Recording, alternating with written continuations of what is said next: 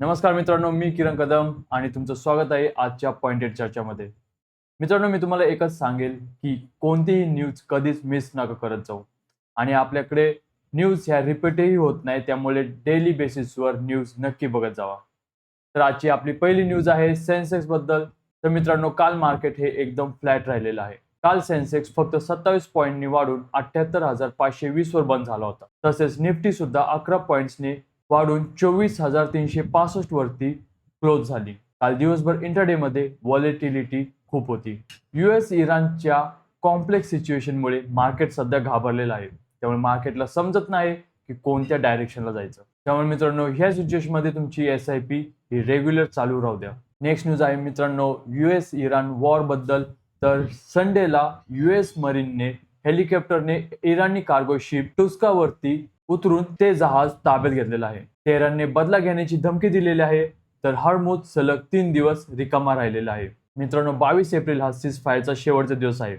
त्यामुळे उद्या मार्केटमध्ये नक्की काय होतं हे सगळं काही डिपेंड असेल US इराणच्या वॉर सिच्युएशनवरती. तसंच मित्रांनो, नेक्स्ट न्यूज आहे क्रूड ऑइल बद्दल. तर ब्रेंट क्रूड ऑइल हे काल $95 पर बॅरलवर ट्रेड करत होतं. हर्मुझ ब्लॉकेड प्लस रशियन ऑइल वेवर हा 11 एप्रिलला संपलेला आहे. त्यामुळे दोन्ही बाजूंनी भारत हा स्क्वीज झालेला आहे. त्यामुळे मित्रांनो, आपल्याला आता ऑइल नक्की कुठून भेटणार हा प्रश्न निर्माण झालेला आहे. त्यामुळे मित्रांनो, इंडिगो, एशियन पेंट सारखे क्रूड सेन्सिटिव्ह स्टॉक हे खाली नक्की येऊ शकतात. मित्रांनो, नेक्स्ट न्यूज आहे गोल्ड बद्दल. तर काल मार्केटमध्ये सोनं हे 500 रुपयांनी कमी झालं. ते काल 1,55,290 वर ट्रेड करत होतं. त्यामुळे मित्रांनो, अक्षय तृतीयानंतर लोकांनी प्रॉफिट बुकिंग केल्याची दिसून येत आहे. तसेच US डॉलर मजबूत झाल्याने गोल्डवरती दबाव येत आहे. चांदी मात्र 2,75,000 पर केजी वरती स्थिर आहे. नेक्स्ट न्यूज आहे मित्रांनो विप्रो बद्दल. तर विप्रो कंपनीचे Q4 चे रिझल्ट म्हणजे 3,502 कोटींनी त्यांनी प्रॉफिट केलेला आहे. विप्रोने मित्रांनो Q2 मध्ये 3,502 कोटीचा प्रॉफिट हा बुक केलेला आहे. म्हणजे क्वार्टर टू क्वार्टर 12% जास्त. रेव्हेन्यू सुद्धा 24,236 कोटीवर पोहोचलेला आहे. आणि बोर्डाने 250 रुपये पर शेअर वरती बायबॅक सुद्धा घोषित केलेला आहे. तुम्ही म्हणसान हे तर सर्व आपण आधीच कव्हर केलेलं आहे. पण मित्रांनो, काल विप्रो स्टॉक तरी सुद्धा 4% पडलेला आहे. आणि कारण आहे Q1 FY27 ची गायडन्स. विप्रोने Q1 FY27 साठी -2 ते 0% चा गायडन्स जाहीर केलेला आहे. त्यामुळे स्टॉक हा 4% पडला. त्यामुळे मित्रांनो, बायबॅक मध्ये पार्टिसिपेट करून तुम्ही 19% प्रॉफिट हा आरामात मिळू शकता. पण लॉंग टर्म साठी मी तर बोलेल इन्फोसिस आणि TCS ला प्रेफर करा. नेक्स्ट न्यूज आहे मित्रांनो भारत US ट्रेड बद्दल. तर काल चीफ निगोशिएटर दर्पण जैन यांच्या नेतृत्वाखाली 12 भारतीय अधिकाऱ्यांची टीम काल ही वॉशिंग्टनला पोहोचलेली आहे. सुप्रीम कोर्टने ट्रम्पच्या टॅरिफ्स खाली पाडल्यानंतर ही डील पुन्हा लिहिली जाणार आहे. ही 3 दिवसांची बैठक असणार आहे. तर मित्रांनो, एक गोष्ट समजून घ्या, IT, फार्मा, टेक्सटाईल एक्सपोर्ट वरती या टॉक्सचा थेट परिणाम होणार आहे. तसेच TCS, इन्फोसिस, डॉक्टर रेड्डीवर तुम्ही नक्की लक्ष ठेवा. नेक्स्ट न्यूज आहे मित्रांनो रशियन ऑइल बद्दल.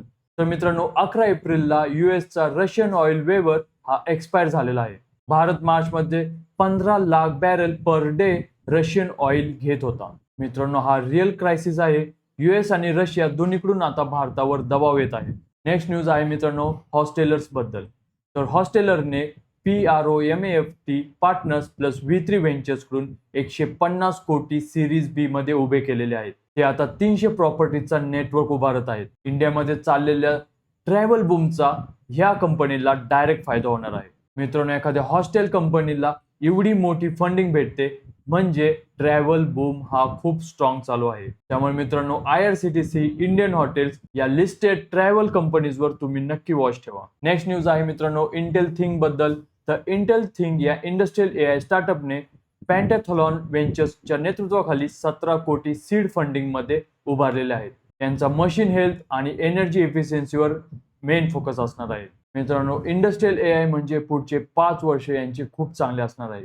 टाटा एलेक्सी, KPIT, पर्सिस्टंट हे जे लिस्टेड AI कंपनीज आहेत यांच्यावर तुम्ही नक्की लक्ष ठेवा. नेक्स्ट न्यूज आहे मित्रांनो इन्फोसिस बद्दल. तर इन्फोसिसचा गुरुवारी म्हणजे 23 एप्रिलला Q4 FY26 चा रिझल्ट जाहीर होणार आहे. एक्सपेक्टेड रेव्हेन्यू हा 46,300 ते 46,700 कोटीचा असणार आहे. तर प्रॉफिट हा जवळजवळ 7,500 कोटीचा असणार आहे. सगळ्यांच्या नजर आहे त्यांचे FY27च्या गायडन्स वरती असणार आहे. ते नेमकं 1.5 ते 4.5 देतात की 4% वरती देतात, याकडे सगळ्यांचं लक्ष असणार आहे. मित्रांनो, आधीच विप्रोने वीक गायडन्स दिलेले आहे. त्यात इन्फोसिसने जर सॉफ्ट गायडन्स दिला तर निफ्टी IT क्रॅश होऊ शकतो. नेक्स्ट न्यूज आहे मित्रांनो RBIच्या GDP प्रोजेक्शन बद्दल. तर RBIने 8 एप्रिलच्या पॉलिसीमध्ये रेपो रेट हा 5.25% असा अनचेंज ठेवलेला आहे. FY27चा GDP ग्रोथ हा 6.9% प्रोजेक्ट केलेला आहे. पण FY27 साठी CPI इन्फ्लेशन हे 4.6% ठेवलेलं आहे, जे की आधी 4.2% एस्टिमेटेड होत. यातून मी मित्रांनो एकच सांगेल की rate sensitive stocks auto, real estate, NBFC मध्ये घाई करू नका. नेक्स्ट न्यूज आहे मित्रांनो टेस्ला बद्दल.